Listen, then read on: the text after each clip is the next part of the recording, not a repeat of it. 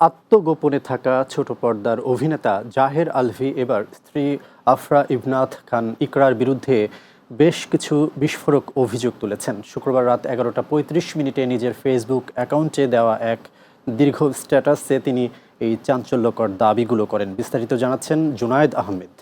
আত্মগোপনে থাকা ছোট পর্দার অভিনেতা জাহের আলভী এবার স্ত্রী আফরা ইবনাথ খান ইকরার বিরুদ্ধে বেশ কিছু বিস্ফোরক অভিযোগ তুলেছেন। শুক্রবার রাত 11:35 নিজের ফেসবুক অ্যাকাউন্টে দেওয়া এক দীর্ঘ স্ট্যাটাসে তিনি এই চাঞ্চল্যকর দাবিগুলো করেন। এটিকে নিজের শেষ পোস্ট উল্লেখ করে তিনি সিসিটিভি ফুটেজ, ময়নাতদন্তের প্রতিবেদন এবং স্ত্রীর অতীত নিয়ে একাধিক প্রশ্ন তুলেছেন।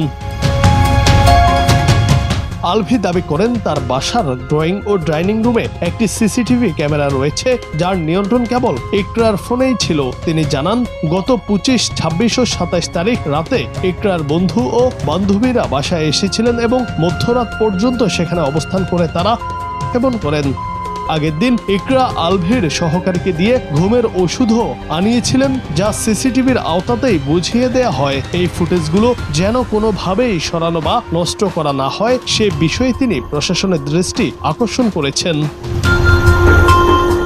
স্ত্রীর মোবাইল ফোন এবং ময়নাতদন্তের প্রতিবেদন নিয়েও শঙ্কা প্রকাশ করেছেন এই অভিনেতা। তিনি জানান, ইকরার ফোনটি বর্তমানে পুলিশের মাধ্যমে ফরেনসিকে পাঠানো হয়েছে। সেখান থেকেই জানা যাবে কে ইকরার ফেসবুক অ্যাকাউন্টটি ডিঅ্যাক্টিভেট করেছে এবং কথোপকথন মুছে ফেলার চেষ্টা করেছে কিনা। এছাড়া আগের রাত দোপান ও সেবনের বিষয়টি ময়নাতদন্তের প্রতিবেদনে উঠে আসবে বলে তিনি বিশ্বাস করেন।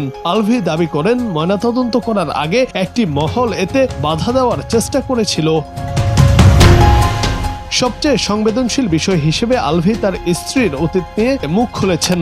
নিজের বিরুদ্ধে ওঠা পরকীয়ার অভিযোগের জবাবে তিনি পাল্টা প্রশ্ন তুলে জানতে চান, ইকরার সঙ্গে জাহাঙ্গীরনগর বিশ্ববিদ্যালয়ের 41তম ব্যাচের নাবিদ নামের এক সহপাঠীর কি সম্পর্ক ছিল।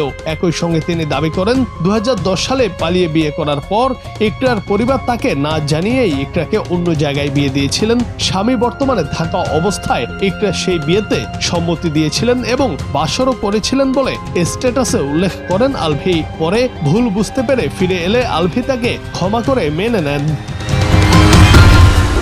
স্ট্যাটাসের শেষ দিকে চরম শঙ্কা প্রকাশ করে আলভী জানান, ওপরের মহলের চাপ, ইকরার পরিবারের প্রতিশোধ পরায়ণতা এবং সহকর্মীদের বেইমানি হয়তো তাকে বাঁচতে দেবে না। একমাত্র সন্তানের ভবিষ্যতের কথা ভেবে সাধারণ মানুষ ও সাংবাদিকদের কাছে তিনি সুষ্ঠু তদন্ত এবং প্রমাণগুলো মিলিয়ে দেখার আকুতি জানিয়েছেন। পরিশেষে তিনি সবার কাছে ক্ষমাও চেয়েছেন। জুনায়েদ আহমেদ, বাংলা টিভি।